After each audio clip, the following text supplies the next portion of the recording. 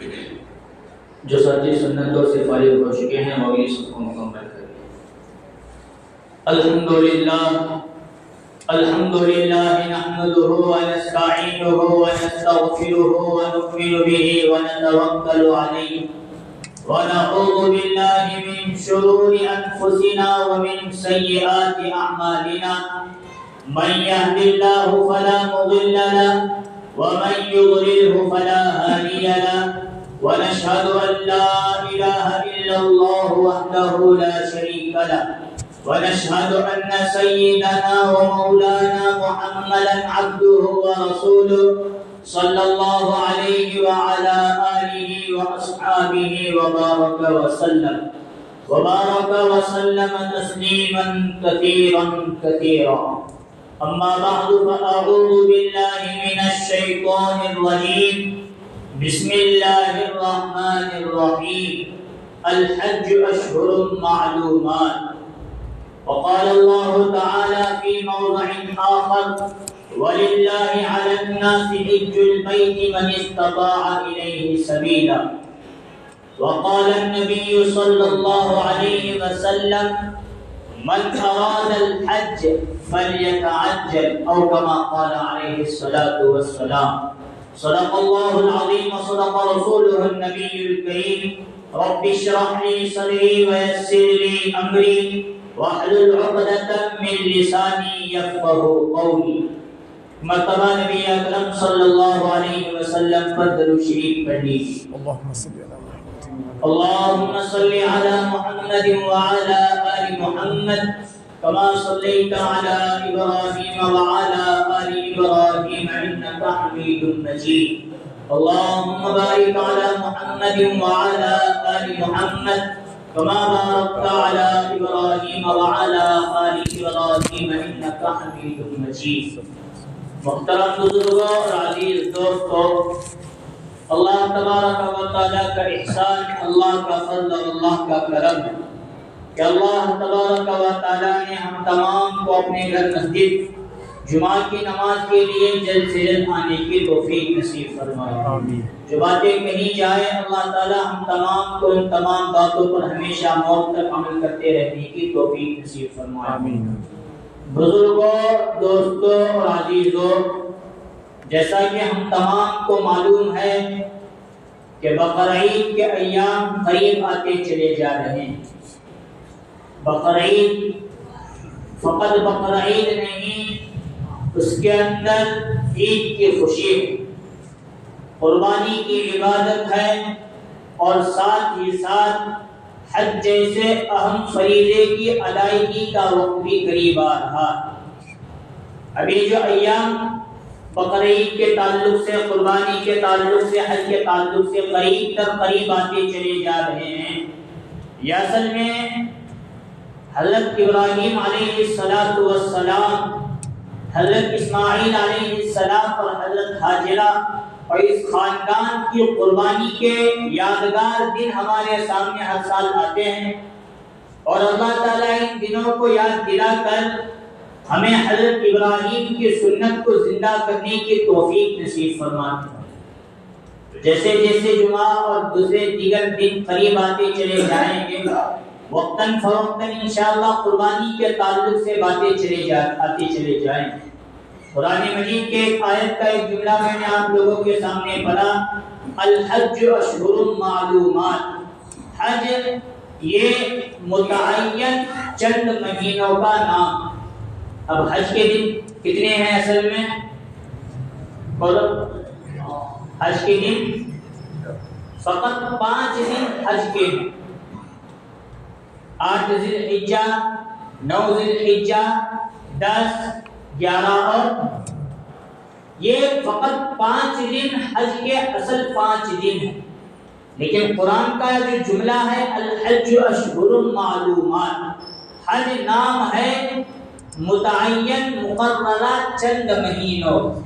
عبادت کے حج کے تو 5 دن، لیکن اس کی تیاری کے جو دن ہیں یہ مکمل 3 مہینے 2-2.5 مہینے کے قریب ہوتے ہیں۔ جیسے ہم عید الفطر کا چاند دیکھتے ہیں رمضان کے ختم ہونے پر، تو اب جو شوال کی پہلی تاریخ عید کا پہلا دن ہے، یہ اب رمضان کے گزر جانے کے بعد دوسری عید کی تیاری کا اللہ نے ہمیں موقع دے دیا۔ شوال کی پہلی تاریخ عید الفطر کی صبح یہ بقرعید کی گویا ہمیں خوشخبری بھی دے رہی ہے اور قربانی کے آنے کا وقت بھی بتا رہی ہے، اور اصل میں یہ بھی یہ عید بتاتی ہے جاتے وقت عید الفطر کہ اب تمہارے لیے حج کا دن شروع ہونے والا ہے۔ اب شوال کی پہلی تاریخ سے حج کی تیاری میں تم لوگ لگ جاؤ۔ حج کی یادگار کے حضرت ابراہیم بھی کی یادگار، ان کے خاندان کی یادگار قربانی ہے، مینا ہے، مزدلفہ ہے، رمی جمار ہے، اور اسی طرح عید الفطر کے دن قربانی کا واقعہ پیش کرنا ہے۔ یہ تمام کی تمام باتیں اور یادگار حضرت ابراہیم اور ان کے خاندان کے ذریعے اللہ تعالیٰ نے، جب شروع میں حضرت آدم علیہ السلام دنیا میں اتارے گئے تو اللہ تعالیٰ نے حضرت آدم حضرت حوا کو تنہا تنہا دنیا میں نہیں بھیجا تھا، ان کے ساتھ اور بھی کچھ مخصوص چیزیں نازل کی۔ ان مخصوص چیزوں میں سے ایک اللہ کا گھر بیت المعمور کو دنیا میں بھیج دیا۔ کیا نام؟ بیت اللہ۔ آج جو کعبہ ہے اس کا نام کیا؟ بیت اللہ، کعبہ۔ لیکن حضرت ابراہیم جب دنیا میں، حضرت آدم علیہ السلام جب دنیا میں تشریف لائے تھے، کعبۃ اللہ نہیں تھا، کعبۃ اللہ کی جگہ بیت المعمور تھا۔ گویا پہلا کعبہ وہ دنیا میں بنایا گیا، بھیجا گیا تھا، یا اللہ نے وقت اور جگہ بتا دی تھی کہ اس جگہ بیت المعمور کو تعمیر کرنا ہے۔ حضرت آدم علیہ السلام نے بیت المعمور کو فرشتوں کی نگرانی میں اللہ کے حکم سے تعمیر کیا، لیکن جب طوفان نوح کا وقت آیا تو ایسی خطرناک وہ اللہ کا عذاب اور طوفان نوح تھا کہ بیت المعمور آسمانوں پر اٹھا لیا گیا، اور اس کے جو نشانات تھے، پائے کے نشانات تھے، وہ سب کے سب ریت کے اندر دب گئے اور چھپ گئے۔ اب اسی جگہ پھر سے اللہ کو بیت اللہ کا کام، بیت اللہ کی تعمیر کا کام لینا تھا، تو حضرت ابراہیم علیہ السلام کہ یہاں کوئی اولاد نہیں تھی، بڑی دعاؤں کے بعد، منت و سماجت کے بعد، اللہ کے پاس مانگنے کے بعد اللہ نے حضرت ابراہیم علیہ السلام کو پہلا بیٹا دیا، حضرت اسماعیل، یاد رکھو، حضرت اسماعیل علیہ السلام۔ جب وہ تھوڑے بڑے ہوئے تو اللہ نے قربانی اور دیکھنے کے لیے کہ ابراہیم کے دل کے اندر بیٹی کی محبت زیادہ ہے یا اللہ کی محبت زیادہ ہے۔ اصل میں حضرت ابراہیم کا امتحان نہیں تھا، یہ ہمارا امتحان ہے۔ حضرت ابراہیم بچپن سے خلیل اللہ بن کر پیدا ہوئے تو اللہ کو ہر ادا حضرت ابراہیم کی پسند تھی، لیکن بتانا ہمیں منظور تھا۔ ایک باپ ابراہیم اپنے لبے جگر نور نظر کو بیابان جنگل میں چھوڑنے کے لیے تیار ہے، کیا تم اپنے اولاد کو دینی تعلیم دینے کے لیے تیار ہو یا نہ ہو، یہ بتانا مقصود ہے۔ ابراہیم اپنے بیٹے کو اللہ کے نام پر قربان کرنے کے لیے قربانی کی جگہ پر جا کر چھری چلا سکتے ہیں، تو تم اللہ کے لیے اپنے نفس اور اپنے شیطان پر چھری چلا سکتے ہو نہیں، یہ بتانا اصل میں اللہ کو مقصود ہے۔ حضرت اسماعیل کی جب پیدائش ہوئی اور تھوڑے بڑے چلنے پھرنے کے قابل ہوئے تو اللہ تعالیٰ نے حضرت ابراہیم کو حکم دیا کہ بتائے بغیر جا کر اسماعیل اور ہاجرہ کو مکہ جیسی بیابان جنگل اور وادی میں چھوڑ کر آؤ، جہاں نہ کوئی پرندہ، نہ درخت، نہ انسان، نہ جان، کچھ بھی نہیں، بس سامنے دیکھتے ہیں تو بھی پہاڑ، پیچھے بھی پہاڑ، سیدھے بھی پہاڑ اور الٹے بھی۔ یہ میں آج کا واقعہ بیان کر رہا ہوں۔ ابھی بھی کعبۃ اللہ میں ہم لوگ کھڑے رہیں گے یا مکہ جیسے عظیم شہر کے درمیان کھڑے رہیں گے، جس طرف ہماری نگاہ اٹھے گی ہر طرف آج بھی کالے کے کالے پہاڑ ہمیں نظر آتے ہیں۔ حالانکہ آج تو مکہ دنیا کی سب سے بڑی اور بہترین سٹی بن گئی ہے، بڑے بڑے عمارتیں ہیں، دنیا کی جو ٹیکنالوجی کسی جگہ نہ ہو وہ مکہ اور مدینہ کے اندر آج پائی جائے۔ لیکن بلڈنگوں کو چھوڑیں گے تو آج بھی ہر طرف چاروں طرف پہاڑ ہی پہاڑ نظر۔ آج پہاڑوں کو دیکھ کر وہ منظر یاد آتا ہے، حضور نے یہاں دعوت کا کام کیا، یہاں چلے پھرے، غار حرا میں گئے، غار ثور میں، پہاڑ پر کیسے چڑھے ہوئے ہوں گے۔ اور اس سے بھی تھوڑے پیچھے اور تاریخ میں جاتے ہیں تو حضرت ابراہیم جب چھوڑنے کے لیے آئے تب تو یہاں کا منظر یہ سب سے زیادہ الگ اور نرالا تھا، یہاں اس وقت کوئی بھی موجود نہیں تھا، پھر بھی اپنے بیٹے کو چھوڑ کر کیسے گئے وہ سوچنے پر مجبور ہو کر زبان سے اللہ اکبر نکل جاتا ہے۔ یا اللہ کی محبت میں وہ خاندان قربانی دینے کے لیے تیار ہوا تو ان کی قربانی کو اللہ نے رائے گاہ جانے نہیں دیا، قیامت تک ان کی یادگار کو یادوں کے طور پر ہمیشہ کے لیے اللہ نے زندہ کر کے۔ باتیں ادھر ادھر بہت چلی جا رہی ہے۔ جب اسماعیل بیٹے پیدا ہوئے، تھوڑے بڑے ہوئے تو اللہ نے حکم دیا جاؤ بیوی اور بچوں کو وہاں چھوڑ گئے، چھوڑ کر آئے۔ اب جو توشہ لے کر وہ گئے تھے، توشہ تھوڑی ہی دنوں میں پانی بھی ختم، کھانا بھی۔ حضرت ابراہیم کو چھوڑ کر فوراً چلے، ادھر گھوڑے سے جو حضرت اسماعیل کو اتارا، بیوی ہاجرہ کو اتارا، بغیر بتائے ہوئے رخصت ہونے لگے۔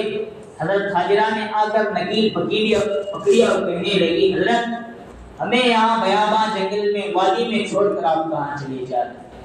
حکم تھا بتانا نہیں، بتائے بغیر چلے جانا۔ ملک شام فلسطین سے چھوڑنے کے لیے مکہ آئے، مکہ چھوڑ کر پھر ملک شام فلسطین کی طرف انہوں نے کیا تو لگام پکڑ کے بیوی نے حضرت ہاجرہ نے پوچھا تو جواب دینے کے لیے تیار نہیں۔ حضرت ہاجرہ سمجھ گئی یہ جواب نہیں دے رہے، مطلب یہ ہے کہ اللہ کے حکم پر ہمیں چھوڑ کر جائیں۔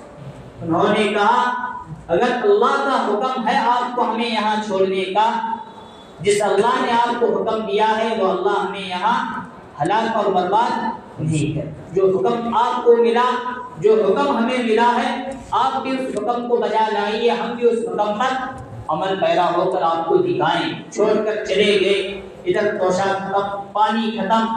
جب پیاس لگی حضرت اسماعیل کو، جو پیاس کی شدت میں حضرت اسماعیل بچہ جو اس وقت رو رہا تھا، حضرت ہاجرہ ماں سے دیکھا نہیں گیا، کبھی صفا پر کبھی مروہ پر دوڑ لگاتی تھی، چکر لگایا کرتی تھی۔ آج بھی یہ دوڑ لگانا اللہ کو اتنا پسند آیا، حاجی ہو یا عمرہ کرنے والا بندہ ہو، جب تک یہ صفا مروہ کے درمیان سعی اور دوڑ نہیں لگاتے تب تک نہ حج مکمل ہوتا ہے نہ عمرہ مکمل ہوتا۔ پہاڑ پر چڑھ کر دیکھتی تھی کوئی نظر آئے، کسی کے پاس پانی ہو، ادھر صفا پر آ کر دیکھتی تھی کسی کے پاس پانی ہو، کوئی نہیں تھا تو پانی اور کہاں سے کیا چیزیں ملنے والی۔ حضرت اسماعیل علیہ السلام پیڑیاں رگڑنے لگے، حضرت جبریل علیہ السلام آ کر ان کے پیروں کے نیچے جو پر مارا، زمزم کا چشمہ وہاں سے ابلنے لگا۔ حضرت ہاجرہ نے اسے وہاں جمع کیا۔ اب تاریخ سنیے کعبۃ اللہ کیسے بنا۔ ساتھ آ گیا بیچ میں بہت جگہ کھڑی، جانکار لوگ پیچھے رہتے کیسا ہونے۔ اب امجد بھائی آگے بڑھو، بیچ میں جگہ شروع کرو۔ جب وہ چشمہ وہاں سے ابلنے لگا، مکہ کی اس وادی سے قافلہ گزر رہا تھا، تو پرندوں کی عادت کیا ہے، جہاں پانی ہوتی ہے یا جہاں ان کا رزق ہوتا ہے وہاں منڈلاتے ہیں۔ تو جو قافلہ گزر رہا تھا تو دیکھا مکہ میں یہاں سب وادی وادی، پہاڑی پہاڑ، لیکن پرندے ایک جگہ پر منڈلا رہے ہیں، چکر کھا رہے ہیں۔ کیا ہو سکتا ہے یہاں کسی نہ کسی جگہ پانی موجود۔ قافلے میں سے قاصد کو بھیجا گیا تلاش کرتے ہوئے، جاؤ پورا قافلہ پیاسا، کچھ بھی پانی کے لیے پینے کے لیے پانی نہیں، لیکن یہ جو منڈلا رہے ہیں تو پانی کی کہیں نہ کہیں اثرات نظر آ رہے ہیں۔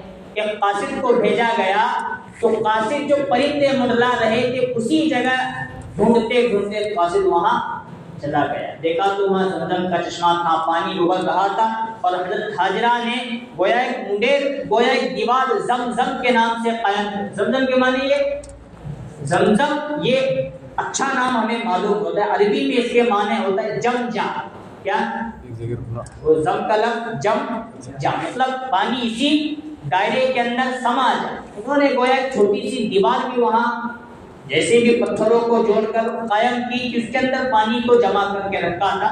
اب پانی جس راستے سے جہاں اللہ کو منظور تھا وہاں گزر کر زیادہ ہوا تو چلا جاتا تھا، یا اسی جگہ پانی رکا ہوا تھا۔ اب جو قافلہ کا قاصد اور قافلے والے آئے، حضرت ہاجرہ سے انہوں نے اجازت لی، پانی ہمیں پینے کی اجازت ہے کیا؟ پانی پیا اور حشاش نظر آنے لگے تو قافلے کے کچھ افراد نے کہا یہاں پانی ہے، یہاں ہمیں پڑاؤ ڈالنا چاہیے، ان سے اجازت لی، اور حضرت ہاجرہ نے ان کو پڑاؤ ڈالنے کی بھی اجازت دی اور کہا اگر تم اسی جگہ رہنا چاہتے ہو تو یہاں رہنے کی میری طرف سے تمہیں اجازت۔ اب یہ دو ماں اور بیٹے اور قافلے کے چند افراد آ کر یہاں رہے۔ اب حضرت ابراہیم کو وہاں حکم ہوا، بیٹا بڑا ہو رہا ہے، جاؤ یہاں تم جائیں گے تو وہاں کعبہ بیت المعمور کے نشانات نظر آئیں گے، وہاں ہٹاؤ مٹی اور ریت کو، وہاں بیت اللہ کی تعمیر۔ وَإِذْ يَرْفَعُ إِبْرَاهِيمُ الْقَوَاعِدَ مِنَ الْبَيْتِ وَإِسْمَاعِيلُ رَبَّنَا تَقَبَّلْ مِنَّا إِنَّكَ أَنْتَ السَّمِيعُ الْعَلِيمُ۔ قرآن میں وہ نقشہ اور منظر کھینچا حضرت ابراہیم کے زمانے کا، جب حضرت ابراہیم علیہ السلام بیت اللہ کی تعمیر کر رہے تھے اور حضرت اسماعیل اپنے باپ ابراہیم کا ساتھ دے رہے تھے بیت اللہ کی تعمیر، وہ وقت یاد رکھو۔ اب اللہ نے آگے یہ بتایا اتنا بڑا کام ایک باپ اور ایک بیٹا کر رہے تھے، ان کے اخلاص ان کے اندر اتنا تھا، وہ کام کو مکمل بھی کر رہے تھے اور زبان سے الفاظ نکل رہے تھے ربنا تقبل منا، اے ہمارے رب ہم سے اس عبادت کو، اس بیت اللہ کی تعمیر کو قبول فرما۔ اس سے ایک نتیجہ یہ نکلتا ہے نیکی چھوٹی ہو یا بڑی ہو، اخلاص کے ساتھ اللہ کو ڈرتے ہوئے کرنا، اور کرنے کے بعد یہ دعا مانگنا ہے اللہ میں نے جیسا بھی کیا اس کو قبول فرما، ورنہ قبول ہوگی نہیں ہوگی بتانا بڑا مشکل۔ یہ انبیاء کا طریقہ ہے، ورنہ میں کرا تو ہوتا ہی نہیں ہوتا بابا، جب تک اللہ کی توفیق اور رضامندی نہ ہو تب تک کسی سے کچھ بھی کام نہیں ہو۔ بڑے بڑے علماء کو ہم نے آج بھی دیکھا جو حیات ہیں، جو ممات ہو چکے ہیں، دین کا اتنا بڑا بڑا کام وہ لوگ کر کے چلے گئے ہیں، لیکن جانے سے پہلے انہوں نے کیا جو کچھ بھی ہم نے کیا ابھی تک کچھ بھی۔ حضرت پیر ذوالفقار صاحب ہی کی زبان سے ایک جملہ وہ نکلتا تھا، میں ایک مشت غبار ہوں، نہ کسی کے آنکھ کا نور رہوں، نہ کسی کے دل کا قرار رہوں، میں تو فقط ایک مشت غبار۔ وہ بڑے لمبے زمانے سے کہا کرتے تھے، لیکن جب ان کا انتقال ہوا تب اس اصل مصرے کا مطلب سمجھ میں آیا۔ وہ اپنے آپ کی تواضع بیان کرتے تھے، میں تو مٹی پر ایک مٹھی پر مٹی کی مانند ہوں، میرے سے کچھ ہو نہیں سکتا جب تک اللہ، حالانکہ دنیا کو اللہ اللہ کہنا سکھا کر وہ چلے۔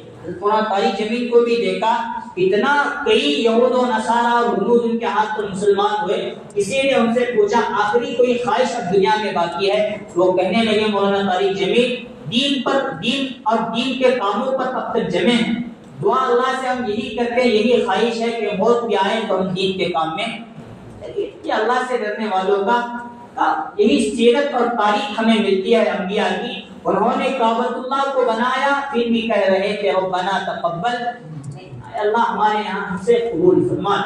آگے جب کعبۃ اللہ کی تعمیر مکمل ہوئی تو اللہ تعالیٰ نے فرمایا وَأَذِّن فِي النَّاسِ، لوگوں میں اعلان کیجیے۔ حضرت ابراہیم نے کہا اے اللہ یہاں میں ہوں، میرا بیٹا ہے، میری بیوی، 3 افراد، تو شاید اگر وہ قافلے کے آنے سے پہلے بنایا ہے تو ہم 3 ہی ہیں اور کوئی نہیں ہے، قافلے کے آنے کے بعد بنایا تو ہم چند ہی افراد ہیں، اور آپ کہہ رہے ہیں لوگوں میں اعلان کیجیے، کہاں سے میں اعلان کروں گی، بات کہاں تک جائے گی؟ اللہ نے فرمایا آواز لگانے کا کام آپ کا، اور آپ کی آواز کو دنیا کی چپے چپے تک پہنچانے کا کام۔ حضرت ابراہیم نے لوگوں کو بلایا بیت اللہ کی تعمیر، بیت اللہ کی عبادت کے لیے، اور بیت اللہ کا طواف کرنے کے لیے، اور یہاں اعتکاف کرنے کے لیے اللہ کے گھر کو آ جاؤ۔ علماء اور مفسرین بیان فرماتے ہیں اس وقت روئے زمین پر دنیا میں جتنے بھی مسلمان موجود تھے یا عالم ارواح میں جتنی روحیں تھی، سب نے حضرت ابراہیم علیہ السلام کے اس لبیک پر لبیک پڑھنا شروع کیا۔ جس نے جتنی مرتبہ پڑھا اللہ تعالیٰ اتنی مرتبہ ان کو حج اور عمرے کی توفیق۔ یہ بیت اللہ کی مختصر تاریخ۔ حج ہر ایسے شخص پر فرض ہے جس پر اطمینان کے ساتھ کعبۃ اللہ جا کر وہاں کی عبادتیں کر کر واپس اپنے گھر آئے۔ اب اس کے لیے جو مال نصاب ہے وہ نصاب ضروری ہے، یہاں سے وہاں تک جانا اور وہاں سے یہاں تک واپس۔ آج کیا ہے قیمت حج کی؟ 4-5 لاکھ رہنا، اطمینان کے ساتھ گھر والوں کے پیچھے خرچہ بھی چھوڑ کر جانا اور حج کا پورا خرچہ کر کے یہاں تک آ جانا، ایسے شخص پر حج فرض ہے۔ نبی اکرم صلی اللہ علیہ وسلم نے فرمایا من اراد الحج فلیتعجل، جو شخص حج کرنے کا ارادہ رکھتا، اب بندہ کب ارادہ کرے گا؟ جب اس کے پاس پیسہ ہوگا اور جب اس کے پاس چلنے پھرنے کے وہاں تک جانے کی طاقت ہوگی، خود بخود دل کے اندر خواہش پیدا ہوگی کہ میں بھی حج کروں، میں بھی عمرہ کروں۔ جب پیسہ ہو، حج فرض ہو چکا ہے اور ارادہ بھی ہے، تو نبی اکرم صلی اللہ علیہ وسلم نے فرمایا فلیتعجل، تو ایسے شخص کو جلد سے جلد حج کر لینا چاہیے، ورنہ فقہا فرماتے ہیں حج زندگی میں ایک مرتبہ فرض ہے۔ اب جوانی میں کرے یا بڑھاپے میں کرے اس سے کوئی مسئلہ نہیں، لیکن نبی صلی اللہ علیہ وسلم نے امت کو ترغیب دی جب جیسے ہی فوراً ارادہ ہو جائے حج کے لیے نکل جائے۔ آج ہم دنیا کا ماحول دیکھتے ہیں، پیسہ ہے، سب کچھ ہے، لیکن ہمارا ارادہ کیا رہتا ہے؟ ابھی 1-2 گھنٹے جگہ دی تو گھر باندھ، ابھی میرے چھوڑے کی شادی، شورے کو چھوڑا ہوا ابھی اس کی شادی، نواسے آپ پوچھ رہے ہوئے تو ان کے شادی دیکھوں بعد میں ابھی ماحول وہاں کا ایسا ہے، وہاں کی دھوپ وغیرہ کسی کو برداشت نہیں ہوتی، چڑچڑاپن پیدا ہوتا ہے۔ اور آج کل دیکھنے میں مل رہا ہے باپ بیٹے، باپ بوڑھا ہے بیٹا جوان ہے، مدینہ مسجد نبوی سامنے ہے، مسجد نبوی ہے، اب بیٹا باپ کا گلا پکڑ کر باپ کو مارنے کی کوشش کر، کیوں کوشش کر رہا ہے؟ ویڈیو دیکھیں تو میں کل دیکھیں، دیکھو اب کیوں ایسا ہوا مسئلہ ہے؟ بیٹے کے اندر طاقت ہے، باپ کے اندر اتنی طاقت نہیں۔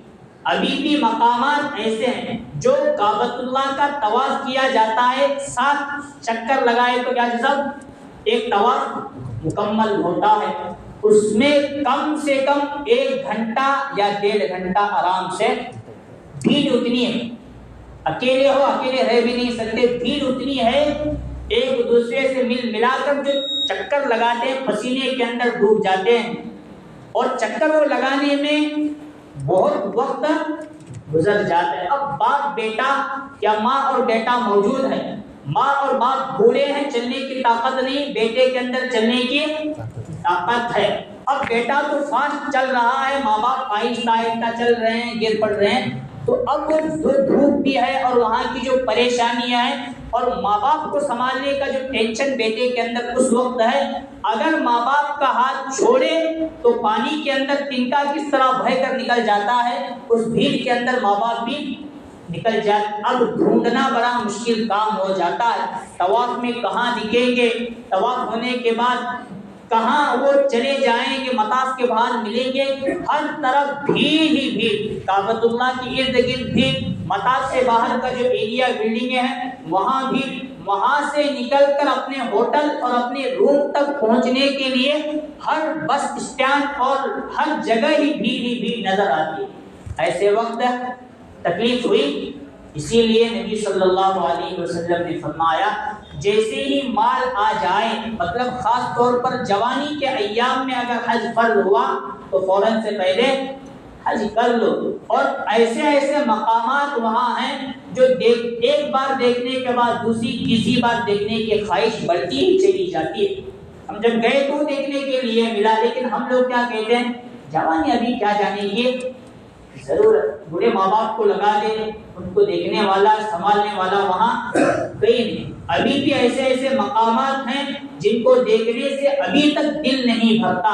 اب بوڑھے ماں باپ چل کر جانے کی خواہش رکھتے ہیں لیکن جا نہیں سکتے ہیں، تو ان کی خواہش اسی طرح ادھوری۔ بڑھاپے میں اتنی طاقت نہیں، بچپنے میں اتنی طاقت نہیں جتنی جوانی میں طاقت ہے۔ اس لیے عمرہ اور حج کرنے کا جو اصل اور خاص وقت ہے، خاص مین جوانی کا وقت ہے، وہاں عبادت بھی حشاش طریقے سے ہو جائے گی اور جو ارکان ہیں وہ مکمل طور پر پورے ہوتے چلے جائیں گے۔ اس لیے ہر مومن کی خواہش ہونا چاہیے کہ اللہ نے اگر مال دیا ہے تو حج کے ایام آ رہے ہیں، میں حج کے لیے نکل جاؤں۔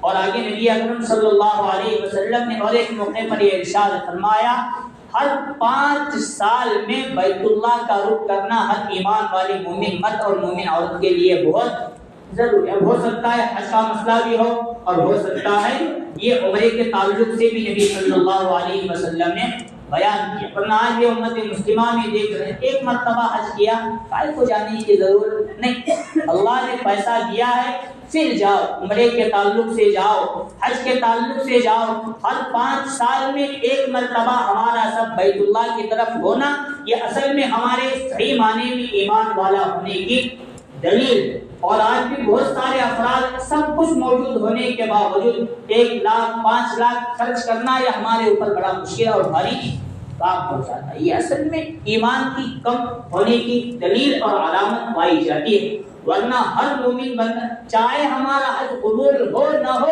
لیکن اللہ کے راستے میں خرچ کر رہے ہیں۔ نبی صلی اللہ علیہ وسلم نے فرمایا جو خالص بیت اللہ کی طرف رک کر کے اپنا مال خرچ کرتا ہے یا قدموں کے ذریعے چل کر جاتا ہے تو اللہ تعالیٰ وہاں کے ثواب کے اعتبار سے 1 روپے خرچ کرنے کا ثواب 1 لاکھ اور 1 قدم اٹھانے کا ثواب 1 لاکھ قدم اٹھانے کا نصیب فرماتے ہیں۔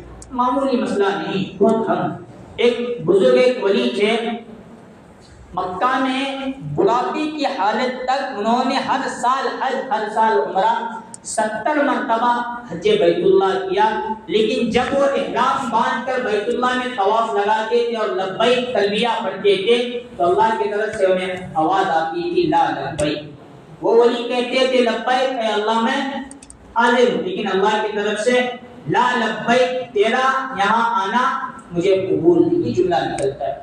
بڑھاپے کی حالت 70 سے زائد حج ان کے ہو گئے، لیکن وہ آواز جب بھی لبیک کہتے تب لا لبیک کی آواز آتی۔ ان کے بازو اور ایک نوجوان بزرگ آ کر کھڑے ہوئے، انہوں نے بھی تلبیہ پڑھا، انہوں نے بھی تلبیہ پڑھا۔ جو یہ 70 سال سے حج کر رہے تھے انہوں نے جب لبیک پڑھا تو لا لبیک کی آواز ان بزرگ نے بھی سنی، اس نوجوان نے کہا آپ نے لبیک کہا لیکن میں نے سنا لا لبیک کی آواز، یعنی اللہ تمہارا حج قبول نہیں کرتا۔ وہ بزرگ اور ولی نے کہا تو نے ابھی اپنی زندگی میں 1 مرتبہ سنا ہے، میں 70 مرتبہ حج کیا، ہر مرتبہ مجھے لا لبیک کی آواز۔ ہمارا دل کیسا، کیا کرنے کی ضرورت 5 لاکھ خرچہ کر کو جانے کی۔ سچ وہ نوجوان انہوں نے بھی کہا اگر ایسا مسئلہ ہے اللہ قبول نہیں کر رہا تو پھر یہاں آنے کی کیا ضرورت۔ انہوں نے کیا تاریخی جملہ کہا، پھر کون سا ایسا در ہے جس در پر میں اپنے خدا کو راضی کرنے کے لیے، یہی تو وہ در ہے جہاں اللہ کو میں راضی کر سکتا۔ میرا احرام باندھنا، میرا عمرہ اور حج کرنا اللہ کو آج نہیں قبول آئے گا، شاید موت سے پہلے آئے گا، اس نیت سے میں یہاں آیا ہوں۔ جب اس نیت سے انہوں نے لبیک پڑھا پھر اللہ کی طرف سے آواز جتنے بھی تم نے حج کیے ان تمام حجوں کو میں نے اس اخلاص کے نتیجے پر قبول اللہ حج کو عمرے کو قبول کر ہی لیتے ہیں، لیکن ضرورت ہے ہم لوگوں کو جانے کی ضرورت۔ ایسا سماج کے لگے وہ آج نہیں تو کل ہاتھوں سے چلا جائے، ہماری موت پر یہ مال ہمارا نہیں ہمارے اولاد کا ہو جاتا ہے، ہم اس کی ملکیت سے ختم ہو جاتے ہیں۔ جو اللہ کے راستے میں خرچ کریں گے وہ اصل میں ہماری ملکیت ہے، وہ کل قیامت کے دن کام میں آنے والا ہے۔ نبی صلی اللہ علیہ وسلم نے فرمایا جو حج کی استطاعت رکھتا ہے، طاقت رکھتا ہے، سب کچھ موجود ہے، لیکن حج کرے بغیر وہ بندہ مر گیا تو حضور صلی اللہ علیہ وسلم فرماتے ہیں مجھے اس بات کی پرواہ نہیں ہے کہ وہ یہودی ہو کر مرے یا نصرانی ہو کر مرے۔ اس حدیث کی تشریح میں حضرت عمر بن خطاب رضی اللہ عنہ فرماتے ہیں میں اس حدیث کو سامنے رکھ کر یہ کہتا ہوں جس بندے کے اندر حج کرنے کی طاقت تھی، پیسہ تھا، جوانی تھی، سب کچھ تھا، وہ بندہ حج کرے بغیر دنیا سے چلا گیا، واقعتاً اس کی موت امت مسلمہ پر، اسلام پر نہیں ہوئی، یا تو وہ یہودیوں میں شمار ہوگا کل قیامت کے دن یا نصارہ کے اندر اس کا شمار ہو جائے۔ اگر میں چاہتا تو ایسے لوگوں کو مسلمانوں کے قبرستان میں دفنانے کی اجازت نہیں دیتا، لیکن پھر بھی اس لیے دے رہا ہوں کہ اس سے پہلے کی زندگی ان کی اسلام پر گزری، لیکن نبی کا فرمان مجھے ستا رہا ہے کہ ایسے بندوں کی موت یہود یا نصارہ پر آ جائے۔ اللہ تعالی ہم تمام کی حفاظت فرمائے، حج بیت اللہ کے اللہ تعالی ہم تمام کو سعادت اور توفیق نصیب فرمائے، عمرے کی توفیق نصیب فرمائے، اپنے گھر کا دیدار اللہ تعالی ہم تمام کو، مجھے، آپ کو، ہمارے اساتذہ کو، ہمارے ماں باپ کو، ہمارے بزرگوں کو، ہم تمام کو نصیب فرمائے۔